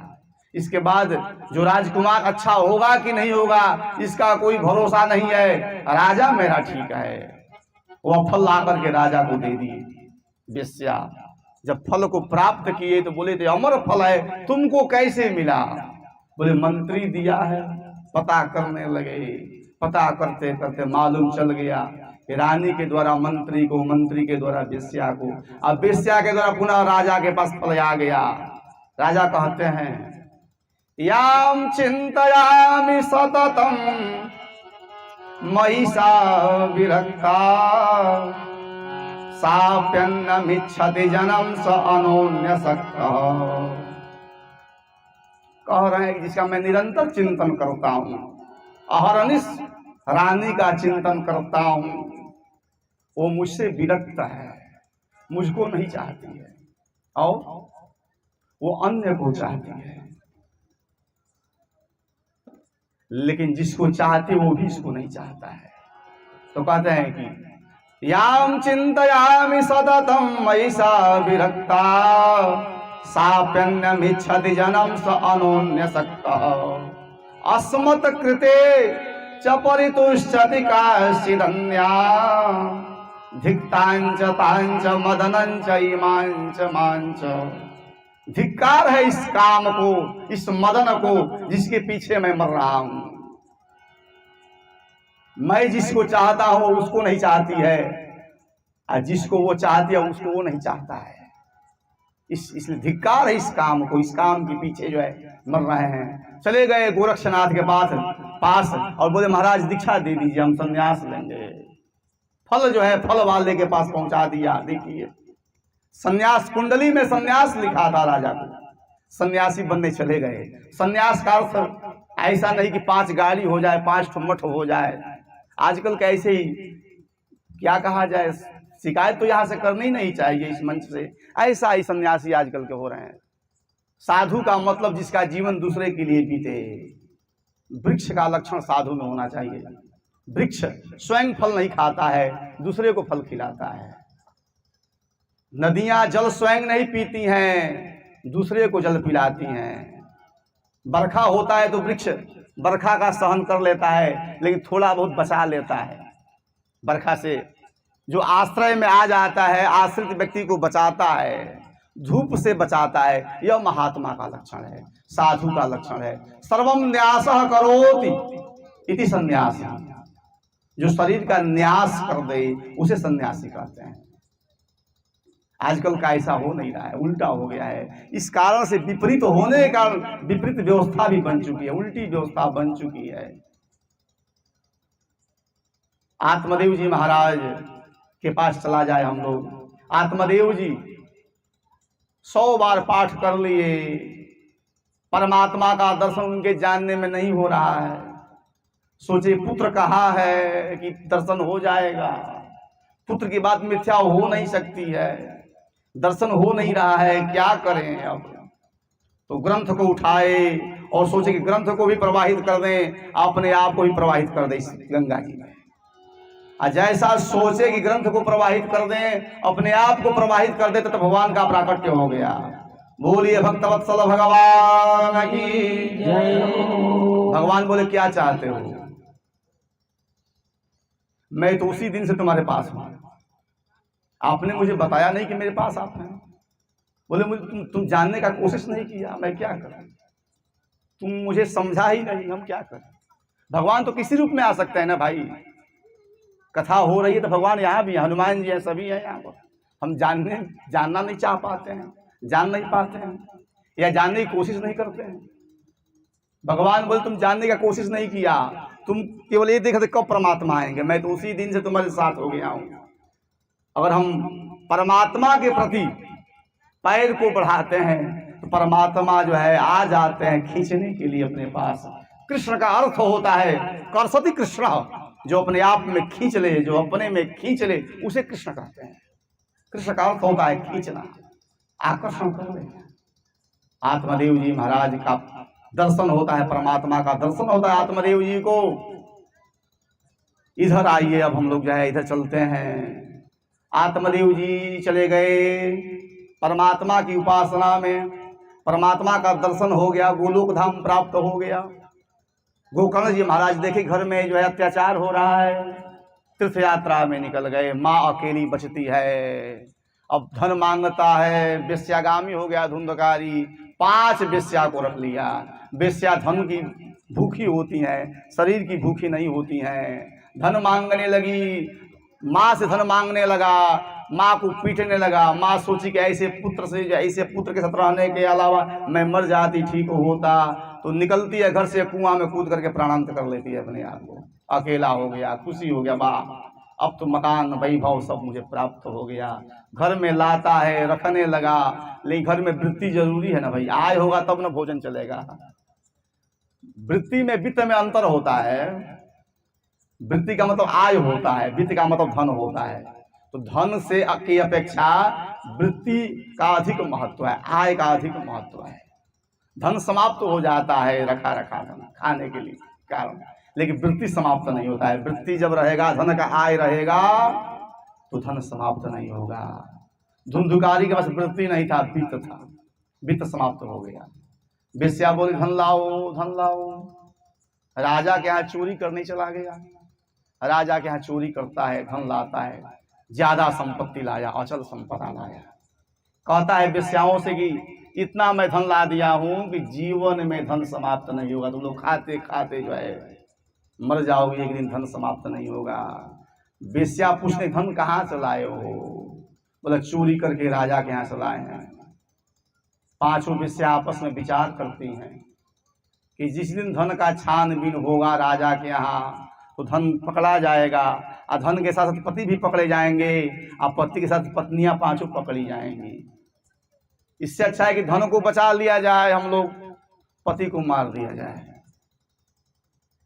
धुंधकारी घर से निकला था, शराब पी करके आता है घर पर, सामने चारपाई पर लेट जाता है, लगी पैर दबाने, कोई हाथ दबा रही है, कोई सिर दबा रही है, कोई पैर दबा रही है। नींद आ गई, रस्सी से बांध देती हैं उसको, और रस्सी से बांधे पीटने लगती है, मर नहीं रहा है। पीटने के बाद जब नहीं मरता है तो जलती हुई अंगार उसके मुख में ला करके जो है लगा देती हैं। उस आग के प्रभाव से धुंधकारी मर जाता है। घर में गड्ढा खून करके उसी में उसको जो है गाड़ देती हैं, और पड़ोसियों से कह देती हैं कि पति विदेश चले गए कमाने के लिए, हम लोग भी अपने नैहर जा रहे हैं, जब पति आ जाएंगे तो आ जाएंगे, और धन बांट करके निकल जाती हैं पांचों वेश्या। गोकर्ण जी महाराज तीर्थ यात्रा करने के बाद जन्मभूमि उनको याद आती है कि चले जन्मभूमि पर, मां गुजर गई, पिताजी गोलोक धाम वासी हो गए, भाई भी मर गया, घर अकेला हो गया हुआ। चलते हैं घर पर, आते हैं, रात्रि में रुकते हैं, नाना प्रकार का आवाज घर में आने लगता है, कभी भैंसे की आवाज, कभी सूकर की आवाज। निद्रा आती नहीं, निद्रा टूट जाती है, उठ करके बैठ जाते हैं। तब तक एक काला व्यक्ति, बड़ा बड़ा केस, बड़ा बड़ा नख लिए, मैला कुचैला, मांस रहित शरीर वाला खड़ा हो गया सामने। बोलना चाहता है, प्रेत बोल नहीं पाता है, मुख छोटा होता है, सुई की आकृति का प्रेत का मुख होता है, बोल नहीं पा रहा है। जल निकाले कमंडल से छोड़ दिए उसके ऊपर। कौन हो बताओ तुम? परिचय देता है प्रेत। अहम भ्राता त्वदीयोऽस्मि धुंधुकारीति नामतः स्वकीयेनैव दोषेण ब्रह्मत्वं नासितं मया। मैं आपका भाई धुंधुकारी हूं, और अपने किए हुए दुर्गुण के प्रभाव से, दुष्कर्म के प्रभाव से मैं प्रेत हो गया हूं, इस घर में पड़ा हूं। भाई मेरी मुक्ति का उपाय करो। रोने लगता है प्रेत जोनि के कष्ट को पा करके। सांत्वना देते हैं, घबराओ नहीं, मैं तुम्हारे लिए गया में जाकर श्राद्ध किया, पिंडदानादि कर्म किया, क्या तुम्हारी मुक्ति नहीं हुई? आत्महत्या की मुक्ति नहीं होती नारायण बलि श्राद्ध करने से ही। अकाल मृत्यु जिसकी होती है उसके लिए नारायण बलि संस्कार करते हैं कर्मकांडी पंडित लोग। लेकिन जो आत्महत्यारा होता है, जो स्वयं हत्या कर लेता है, जो आत्ताई होता है, उसकी मुक्ति नारायण बलि संस्कार करने से भी नहीं मिलती है। कहता है धुंधुकारी, गया श्राद्ध सते नापि मुक्तिर्मे न भविष्यति। अरे भाई, तुम गया में एक बार जाकर पिंडदान किए हो, अगर 100 बार भी जाकर करोगे तो मेरी मुक्ति नहीं मिलने वाली है, कोई और उपाय करो मुक्ति का। बोले घबराओ नहीं, कल हम तुम्हारे मुक्ति के उपाय में पढ़ेंगे, उपाय करेंगे, मुक्ति का उपाय करेंगे। ऐसा सोच करके रात्रि बीतती है। प्रातः काल होते ही सूर्य का जो है, सूर्य को जल दे रहे थे, सूर्य के को स्तंभन कर लिए, सूर्य को रोक दिए। गोकर्ण जी हमारे जल के प्रभाव से सूर्य रुक गए। बोले क्या चाहते हो? बोले मेरे भाई की मुक्ति का उपाय बताइए। तो कहते हैं सप्ताहे वाचनम कुरु, सप्ताह का वाचन करो। जिस घर में पाठ हो जाता है, इस मूल मंत्र का 18,000 श्लोक का पाठ हो जाता है, उस घर में प्रेत बाधा भी समाप्त हो जाता है। अगर ऐसा हो जिस घर में, उस घर में करा लेनी चाहिए। ऐसा नहीं कि इतना आयोजन कीजिए, ये तो आयोजन हम सबके लिए हुआ है। आयोजन छोटा भी होता है, बड़ा भी होता है, ये श्रद्धा से होता है। जब मन में श्रद्धा लगन आ जाएगा तो आयोजन तो भगवान को करा देना है, आपके पास व्यवस्था भगवान करा देंगे। तो ये मूल मंत्र का पाठ घर में करा लेनी चाहिए, करा लेने से ठीक हो जाता है। आत्मरे गोकर्ण जी महाराज को सूर्य समझाते हैं, सूर्य नारायण, कि सप्ताह का वाचन करो घर में, मुक्त हो जाएगा तुम्हारा भाई। श्रावण शुक्ल प्रतिपदा से भागवत जी का आयोजन होता है घर में। धुंधकारी तो भाई प्रेत हवा के भेष में रहता है, वायु रूप में रहता है, प्रेत का कोई आकार नहीं होता है। तो एक बांस लगा हुआ था 7 पोड़ का, उसी बांस में जा करके प्रवेश कर गया हवा के रूप में और कथा सुनने लगा।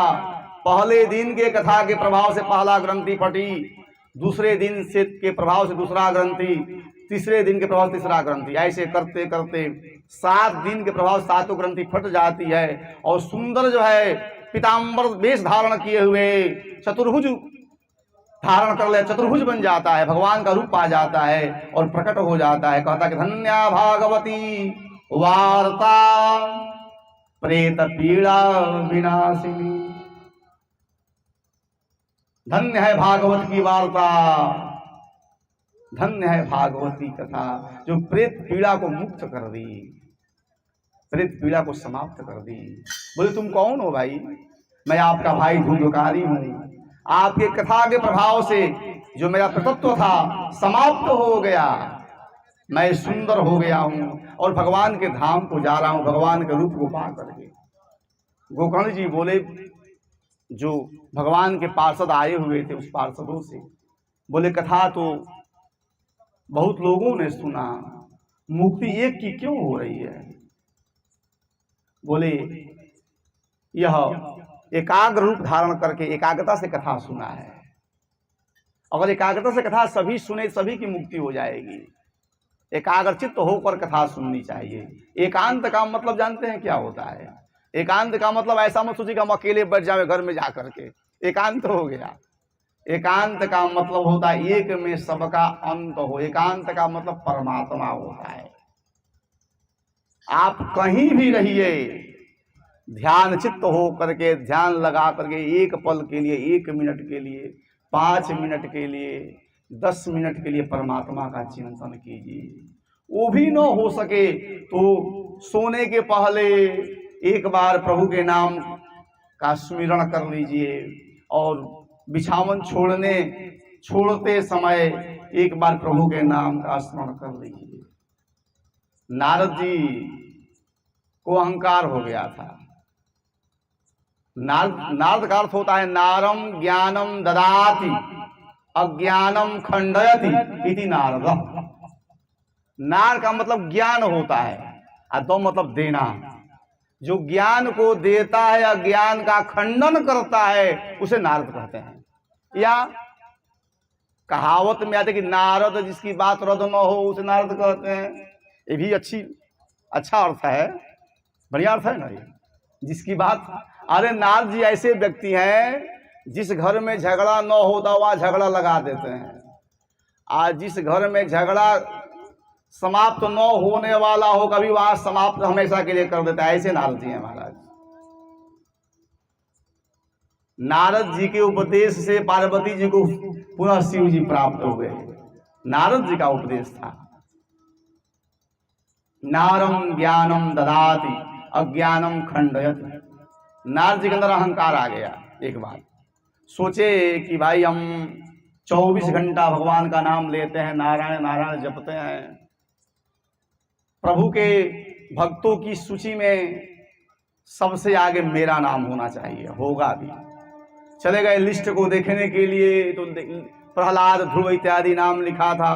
प्रथम श्रेणी की सूची में, द्वितीय श्रेणी की सूची में भी इनका नाम, राजाओं का नाम आ रहा था। मुचकुंद, अम्बरीश इत्यादियों का नाम आ गया, इनका नाम लिखा ही नहीं था कहीं। बोले यहाँ भी अन्याय हो रहा है भाई, यह तो उच्च सर्वोच्च न्यायालय है भाई, इन न्यायालयों का न्यायालय यहाँ है, यहाँ न्याय होना चाहिए, यहाँ भी अन्याय हो रहा है, मेरा नाम ही नहीं है लिस्ट में। क्रोध आ गया उनको, पहुंच गए प्रभु के पास। बोले प्रभु कुछ पूछना चाहता हूं।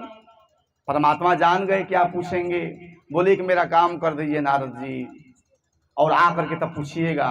बोले आदेश कीजिए। तो कटोरा में घी दे दिए, गीला घी दे दिए। बोले कि इस घी को लेकर के आप तीन त्रिलोक में घूमते हुए आ जाइए। ध्यान रखिएगा एक बूंद घी नीचे न गिरे। नारद जी घी को लेकर के त्रिलोक भ्रमण करते हुए कुछ दिन बाद भगवान के पास आए।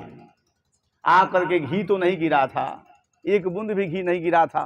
घी की रक्षा किए थे नारद जी, ला करके दे दिए। प्रभु आपका घी आप देख लीजिए, वजन करके देख सकते हैं, एक बूंद भी नीचे नहीं घी गिरा है। मैं ख्याल से ले गया हूं बहुत ज्यादा, आपका आदेश था प्रभु। भगवान बोले आपके सिवा कौन मेरे आदेश का पालन सुचारू रूप से कर सकता है, आप ही हो श्रेष्ठ। बोले जब मैं श्रेष्ठ तो मेरा नाम क्यों नहीं है लिस्ट में? फट दे पूछ दी। बोले यह बताइए नारद जी कितना दिन लगा आपको परिक्रमा करने में त्रिलोक का, तीनों लोगों का? बोले इतना दिन लगा।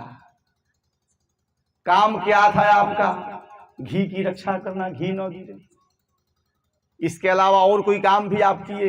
बोले प्रभु आप ऐसा ड्यूटी मुझे दे दिए थे, ड्यूटी की भाई, उसके अलावा मुझे सब कुछ भूल गया था।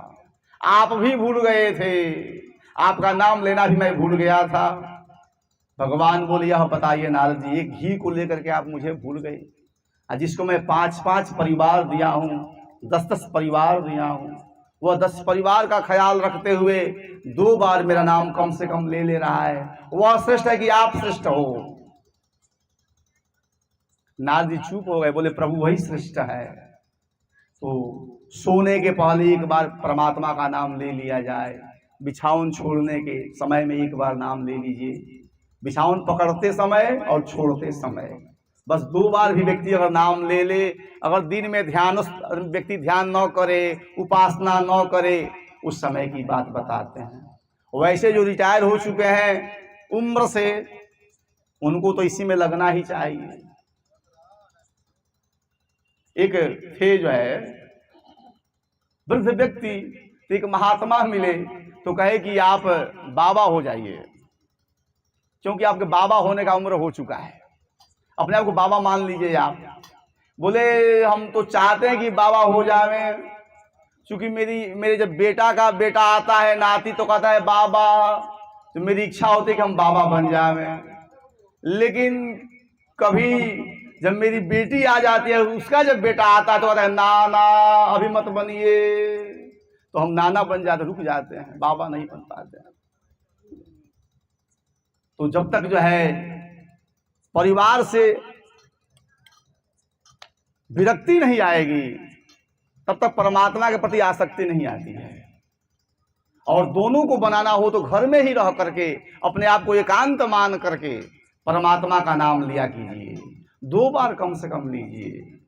24 घंटा में 2 बार भी व्यक्ति अगर नाम लिया करे तो लंबा जीवन है, ज्यादा हो जाएगा। बूंद बूंद तालाब भरता है।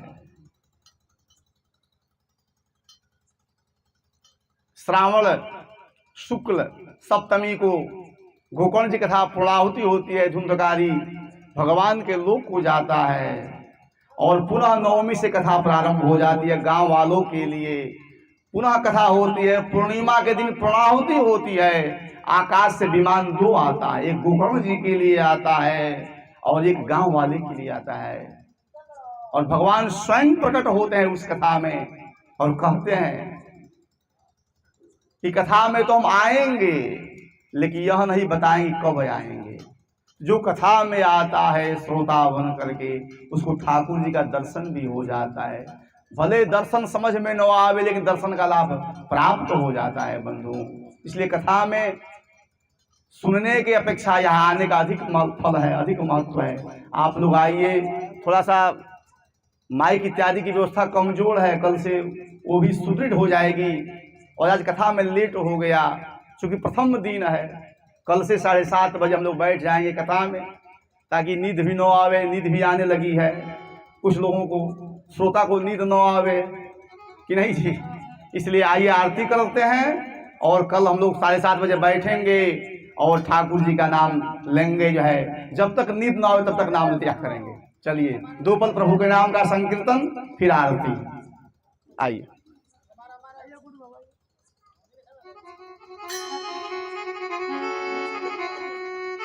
Thank you.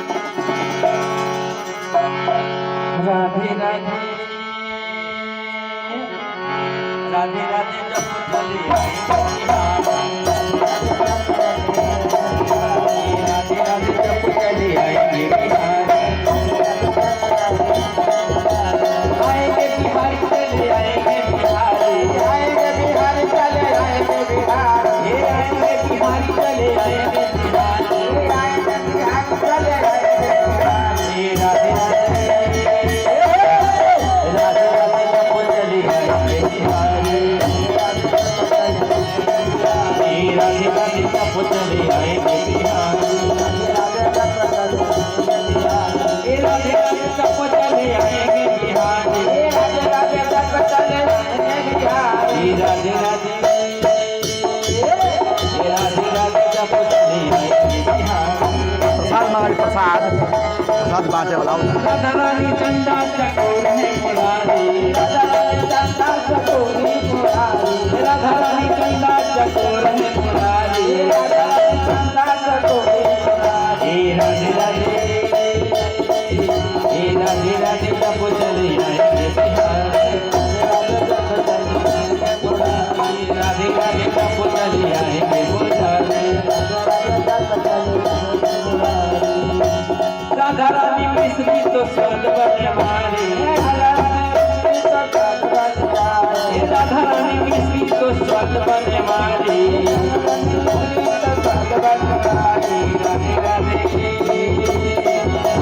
राधे राधे राधे राधे तब चले आएंगे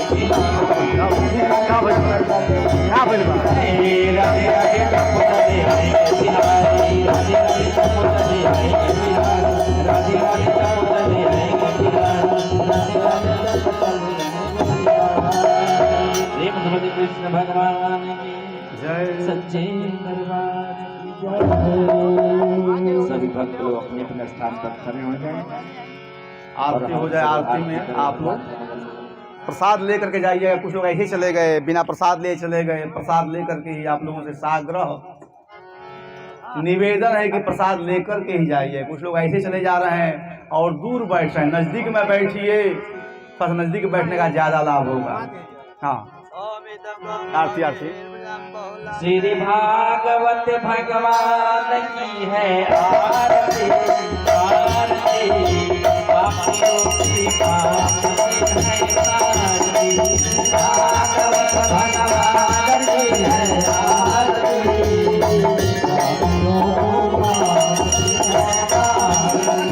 प्रसाद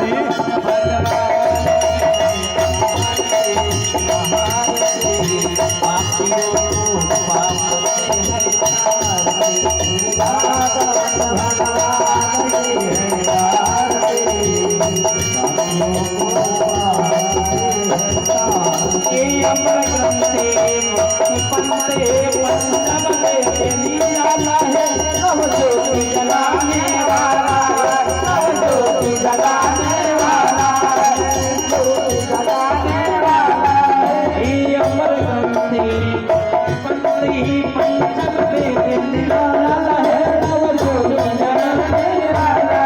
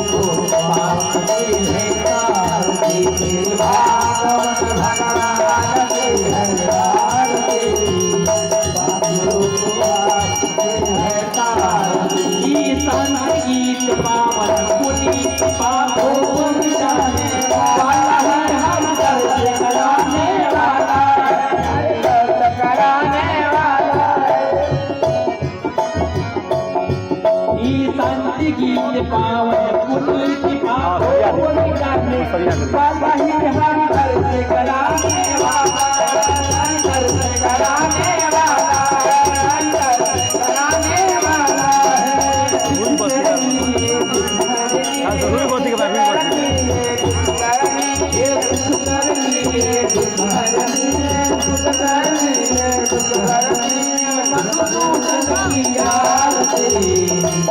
पापियों को बांधे है तारे, भागवत भगवान की है आरती, पापियों को बांधे है तारे। मधुर बोल मन भक्ति को सही मन बताने वाला है, जिंदगी को बनाने वाला है, बनाने वाला है, बनाने वाला है। मधुर बोल मन भक्ति को सही मन बताने वाला है, जिंदगी को बनाने वाला है, जिंदगी को बनाने वाला है, जिंदगी को बनाने वाला है।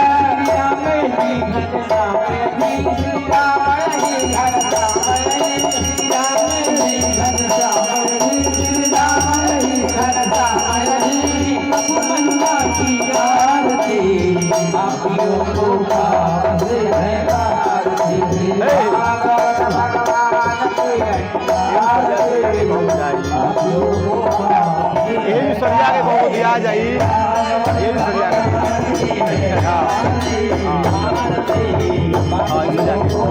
आरती के बाद दिया जाइए, आरती के बाद।